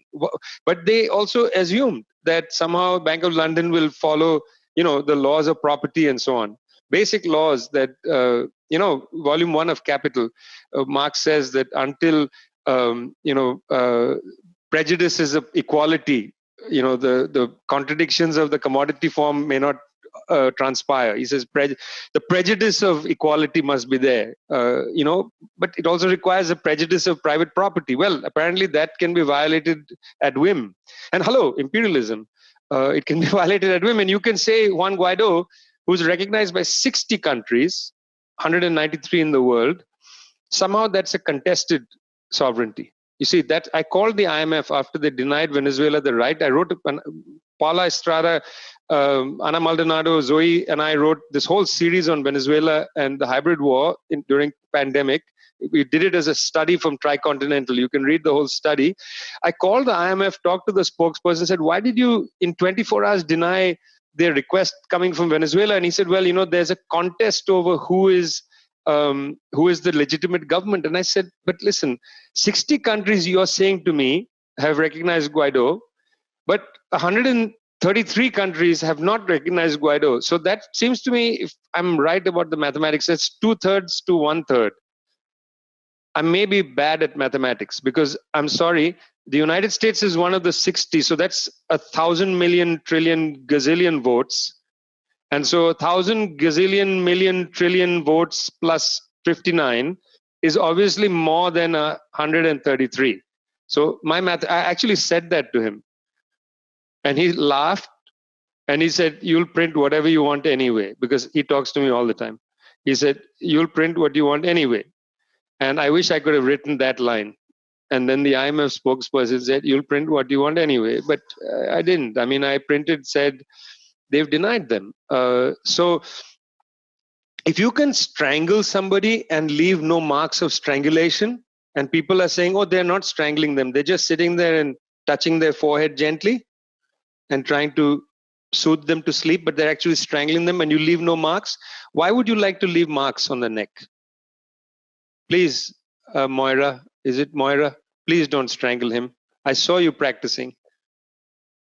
He doesn't look like a strangleable person. In fact, I'm not sure who's strangleable. But I saw that. That shocked me. Communists strangling each other on tape. Anyway, okay, Ryan? Right? It would be something that it would be difficult to do. So I think it's not a real question in a way, right, Ryan? They're not going to do it. At People's Dispatch, a very good website, you will see a series of articles on Haiti and Venezuela and the hybrid war. This is important because Petrocaribe, which was a project started by Chavez to provide oil at cut prices to places like Haiti, has been destroyed by the attack on Venezuela. And Haiti, the uprising in Haiti last year was entirely a consequence of the hybrid war against Venezuela. And the Haitian people know that because they've been in their protests, you will see them carrying Venezuelan flags. This is a rebellious people, my friend. They were the first proletarian revolution in world history. Late 18th century. And don't let anybody call it a slave rebellion. That's ridiculous. It's a proletarian uprising. These were agricultural workers. Just because somebody is not paid doesn't make them not part of the working class. Sorry. That means women who work to socially reproduce, they are not part of the working class. It's the old attitude, the worker and his wife. Sorry, it's not like that. That's not how we understand the working class. I don't know what kind of left-wing thinker thinks like that. There is no such thing as the worker and his wife, or the textile worker in England and the slave. And no, that's ridiculous. These are part of the international working class of that era. And the Haitians were the first major proletarian revolution. They worked, after all, in a factory. It just happened to be outdoors in a field. Just because there's no roof doesn't make it not a factory. I mean, how silly are we, right? So anyway, that's my soapbox on that, Ryan. Let's go to Zambia, then we'll come to Cuba, and then Shun, fantastic question. Let's get to your question last. Good way to wrap the whole thing. Don't you agree? Yes, okay. So Zambia. The Socialist Party of Zambia is part of the International People's Assembly process. They've been there since the beginning. Fred is a very, as I said, a newspaper editor and journalist. The party is building from scratch, virtually, because in the last 15 or so years, the socialist project in Zambia was destroyed. Now, we can discuss later, Darian, the question of Kenneth Kwanda and Kwanda's own legacy and blah, blah, blah. And Darian, you know very well exactly the way the discussion will go. I don't know how much we'll agree about Kwanda, but I'm sure we'll agree on a lot. Just because somebody starts well doesn't mean they end well. Okay? I know that. I know. Hello, Mugabe. Hello, Robert Mugabe. I see you. But on the other hand, just because you end badly doesn't mean you should be pilloried. I also believe that. And that's how I approach Gaddafi, for instance. These are complicated legacies, and they must be understood in their complexity. Why do we accept that Thomas Jefferson is complicated? A man who had people who he had as his human property, his teeth in his mouth were from their mouths, pulled out when they were alive and put into his mouth. I mean, that's grotesque, man. Gaddafi never did that. Mugabe never did that. Kenneth Kwanda never did that. Somehow, Thomas Jefferson requires balance, but not Kenneth Kwanda. Imagine, John F. Kennedy requires balance, even adulation. A man who tried to destroy the Cuban Revolution. I'll get to that in a minute. Steve, right? I'll get to that in a minute. Cuban Revolution. Somehow, John F. Kennedy can get balance and even adulation, but definitely not Gaddafi. Amazing world we live in, guys. Amazing. Startles me. John F. Kennedy, think of the things he did. What about Vietnam? Welcome to the life of Ho Chi Minh. I'm editing a book on selected Ho Chi Minh writings. For the first time coming out of Vietnamese, Ho Chi Minh's lectures in 1927 delivered in China. It's going to be a great book. It'll come out hopefully in September or October from Leftward in India. Anyway, that's the Socialist Party. There was an attack at a textile factory in June, I think, right? I think 8 Chinese business people were killed. Sure, I mean, this happens all over the world. There are uprisings of workers and others, and they kill bosses. It happened in Chennai. There was an attack on a factory. The boss was killed. Now, how much do you read into that, Darian? That's the issue. 8 Chinese businessmen killed in Zambia. Do we read that as the mood of Africa, Darian? You see, 3 men came in and killed them. That's what I read in the press at the time. I may be wrong, Darian. I think it was 3 men. Is that the mood of Africa? 3 men killed 8 Chinese businessmen. I think we should be cautious. It's complicated. And I don't use the word complicated to duck a question. I mean that the mediations have to be much deeper. We can't take one story and then have no mediations and say Africans hate Chinese. What are the mediations? What are the other things happening? What are other stories? And I'm not talking about nuance here. I hate the word nuance because I know it's used in a way to destroy clear thinking. I'm talking about mediations, another familiar Marxist category. I hope all of you, science and society, the word mediations should be very familiar to you. Well, you may not any longer read Dialectics of Nature. So I'm not sure if you bother to trudge through Engels. I'm not sure if it's compulsory reading anymore, Dialectics of Nature. I'm very happy. I just got John Bellamy Foster's new book, big giant book on nature. I'm really excited to read it. It's a sort of prehistory of Engels' Dialectics of Nature, it seems. Anyway, whatever. Mediations, Darian. We need mediations. We need to understand much more empirical research needs to be conducted. Again, not to duck the question, Darian, but because it's not precise to take one incident and to judge a process based on that incident. It could have been a robbery gone bad. We still don't know, and we don't know because the Zambian government is not going to prosecute the case properly. They don't want to do anything about this. They just don't want to. So therefore, we won't even know about this case, Darian. Forget about unmediated conversation about China and Africa. That's a much bigger question. Zambia is not enough to sustain that question. Let's go to Tanzania. Let's go to Angola. Let's also look at equatorial Guinea, places which are genuinely horrendous. Governments are horrendous, collaborating with the worst elements. Let's look there. What will we find? Okay, Darian, it's not a perfect answer, but it's a methodological answer. I just don't have the evidence.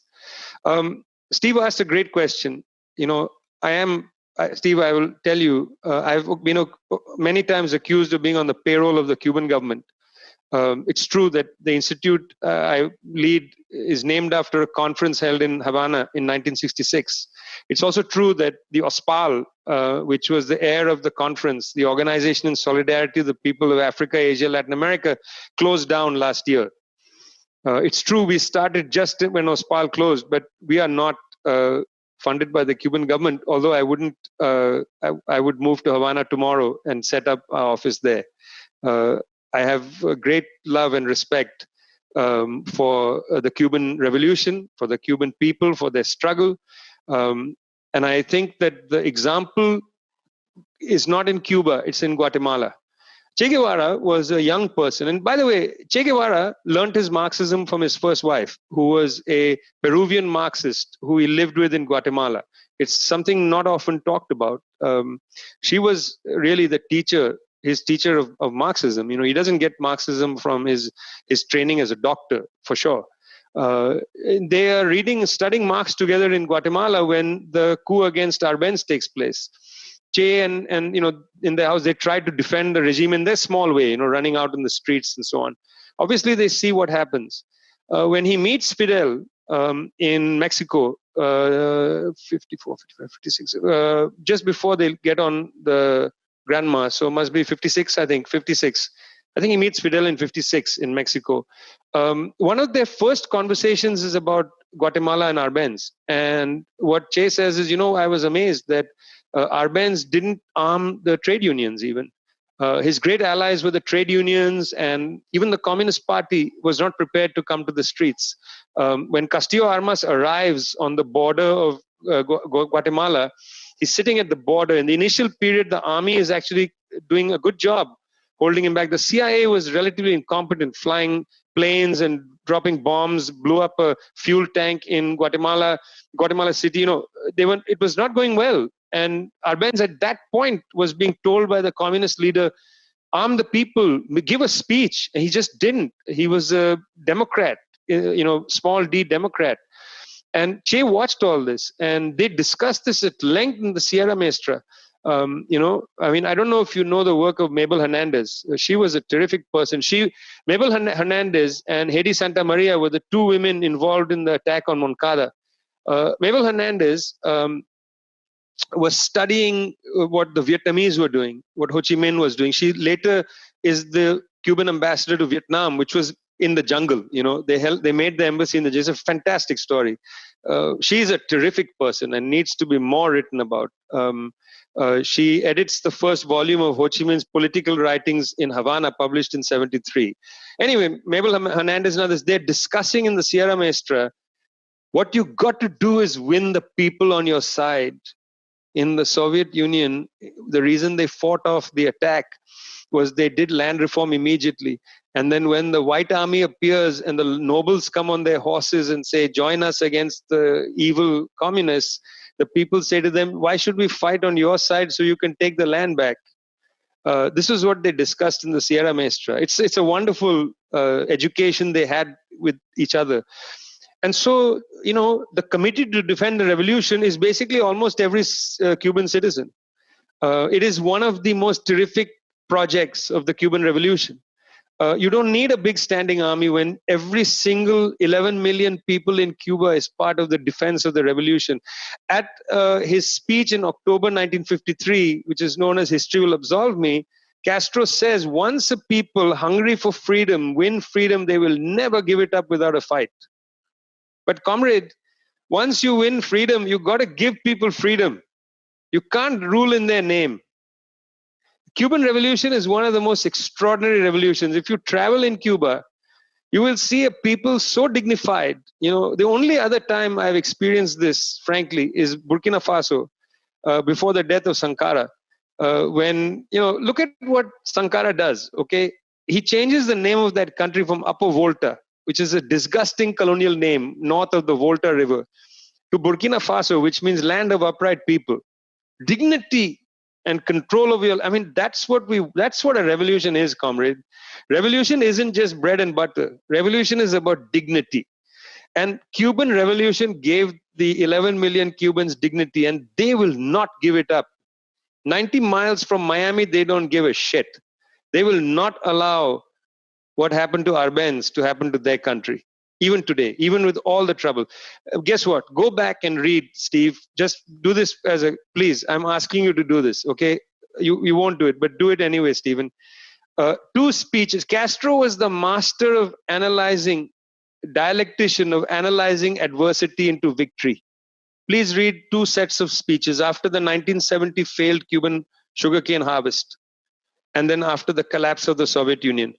Castro was an amazing new intellectual. He could absorb a condition of total defeat, and he could explain to the people, the Cuban people, with dignity, comrades, this is our defeat. Tell no lies, claim no easy victories. Amilcar Cabral at Havana, Cuba, 1966. A great line. Tell no lies. Castro would say, we have been defeated by the sugarcane harvest, comrades, but this is how it's a victory. We are going to learn to diversify. I mean, he is a master. And we need that today. We are in a condition of long-term defeat. To win, we need to analyze defeat and see victory in its jaws. That's the genius of the Cuban Revolution. They will never give up. Finally, now, one of the things, Shun, what you said, okay, I'm coming to your question last as the wrap up, as Julio said. One of the most difficult things to be on I joined the CPIM, my party, roundly critiqued by lots of people. Many years, people will tell, you're a Stalinist, you're a this, it's okay, it's fine. I joined the CPIM just when the Soviet Union was collapsing. Okay, guys, this is how insane I am. Gorbachev was doing his ridiculous project of glasnost and perestroika. These are all joke words. He was like a clown who put the red nose on his thing and ran around saying words that everybody repeated as if they were going to solve the intractable problems that the USSR had gone into, frankly. USSR had many opportunities to reform stagnation. They simply didn't do it. I mean, for whatever reason. Maybe they just stopped listening to people. The leadership became a little sclerotic. I mean, I don't know I don't have a good theory. I mean, we've published lots of books at Leftward trying to analyze this. I just ordered Bahman Azad's book, which was published by international publishers years ago. I hadn't read it in years. I thought I'll read it again. I don't know where my copy is. I ordered another one from some used book site because it's out of print. You know this book? Some great struggle, dashed hopes or something, Anyway, I joined the party when the Soviet Union was basically on its last legs, Zhu, okay? For all these years, I've been a disciplined member of a communist party. Even now, I'm speaking to you with a great sense of admiration for my comrades, for my party, for what they've given me. And what my party has given me is clarity. It's given me discipline. It's given me energy. I learn from my comrades. There is nothing better than being linked to a political organization where my comrades are out there every day in touch with agricultural workers, every day in touch with Anganwadi workers, that is creche workers, every day in touch with factory workers, dock workers, every day in touch with students. I'm in a party where through our party channels, through our discussions, through our every periodic conferences and so on, I learn about how our party is digesting and trying desperately to understand a fast-changing reality. The reason I will never back down from the positions I hold, and I don't mean it dogmatically, Zhu, because I'm not a dogmatic person. And actually, my party is also not dogmatic. It's extremely open-ended. I mean, one of our main intellectuals is Prabhat Patnaik. Many of you are familiar with Prabhat's writings. Utsa Patnaik, you're familiar with Utsa's writings. We are not dogmatic people, actually. We are open to the dialectic of change. We understand that, and we keep trying to analyze reality in order to, learn from our comrades who have a better touch of the question of praxis, and build a theory out of the work we all do together. So what I'm trying to say, Zhu, is that you have to hold the line. And what's the line that you hold? The line I hold is, I believe fundamentally in the emancipation of the people of the earth. I believe fundamentally in that. I believe capitalism is a rotten, decayed system that cannot emancipate people. I believe fundamentally in that. And I have faith in the idea of organization. Lenin's line is often quoted by Marxists, and other radicals use it. The line is, there can be no, what's it called? No political, there can be no theory without practice. You know that line from, there can be no revolutionary theory without revolutionary practice. Or is it the other way around? No revolutionary, well, it's actually goes both ways. Actually, the line is inadequate, and Comrade Lenin made a mistake because he didn't realize memes would be made of it, and people wouldn't read the whole book in which it appears. The book in which it appears is, as you know, What is to be Done from 1903, and you can't make a meme of a whole book. The actual line is, there can be no revolutionary practice rooted in an organization and, you know, revolutionary theory. I'm mixing the whole line up, but you get the point. The mediation between theory and practice is organization. That's not in the quote, you know, because he assumes it. The whole book is about the necessity of organization. You understand what I'm saying? The context in which he has the line about theory and practice is in a book about organization, a book about the need for a political party, essential need for a political party. So, I mean, if you're not part of an organization, what kind of Marxist are you? I'm asking an honest, not a bad question. It would be easy for me to have abandoned my party, walked away, and been an independent intellectual. It's so easy. There's so many accolades you can win, you know. People criticize you. Oh, you are CPIM. Oh, this. Oh, well, yes, I am. I'm proud of it. I never hide it. What is there to be embarrassed about? I'm a member of a communist party that, you know, struggles to build human emancipation. You have to hold the line, Ju, but what line are you holding? What happens, I see this happening a lot to independent intellectuals, is the drift is extraordinary. There's a riptide, you know, that runs through intellectual activity. You can get dragged away from that to all kinds of things, to all kinds of concessions and collaborations, and you can move away. You cannot, I believe, be a Marxist. I believe after Lenin, and even indeed from the beginning, it's impossible to be a Marxist without a party. For God's sake, even Edward Bernstein was in a party. Edward Bernstein wasn't a professor at Jena. Edward Bernstein was in the German Social Democratic Party. Now, he took a scoundrelous position in the party, but I respect him. He was in a party and he was in an inner party debate, and his position was roundly destroyed by Rosa Luxemburg, the great Red Rosa. But at least Bernstein was in a party. People that I read in many of the journals are in not any organization. They write as individuals. How can I take them seriously? Where is your party, comrade? Last thing I'll say, Julio, and then I'll leave you, is from my very favorite American playwright, living playwright, is from him, is Tony Kushner. And it's from a play which you know, Angels in America, but part 2. The play Perestroika. Do you remember this Perestroika? It's a lovely play. It's part 2 of Angels in America. And unfortunately, it's not well known. In Perestroika, it opens in the Great Hall of the People. It's the last years of the USSR. And Comrade Antidiluvievich, you know, it's a great name. Comrade Antidiluvievich arrives to argue the case against the net men, against the Gorbachev crowd. I mean, Tony Kushner is a genius, honestly. I mean, the whole of Angels in America is an amazing play. I don't know if you've all seen it. You should watch the movie if you haven't seen it. I mean, he really pillories that, what's his name? Cohen. What's his first name? Roy Cohen? Roy Cohen. Yeah, he pillories. Boy, he does a number on Roy Cohen in that. That's the godfather of Trump. So it's a good time to rewatch Angels in America, honestly, because he is the godfather of Trump, almost literally. So Antidiluvievich arrives at the Great Hall of the People. And, you know, they're discussing, you know, these great words, perestroika and glasnost, all bullshit, empty words. And they're discussing all this. And here comes Antidiluvievich, and he stands up. You can imagine him on a cane, maybe. He stands up and he says, Listen, I've heard all of you talking, you nep men, he says, you puny people. He says, if you had, he said, when I was young, we stood on the mountain and we saw the shining sun of socialism. He says, that was our theory. We had a theory, comrades. We had a theory. Comrades, and he said, we had a theory. He says, you nep men, you puny shadows of what we were. He says, what is your theory? He says to them, what is your theory? He said, if you had a theory, I would follow you.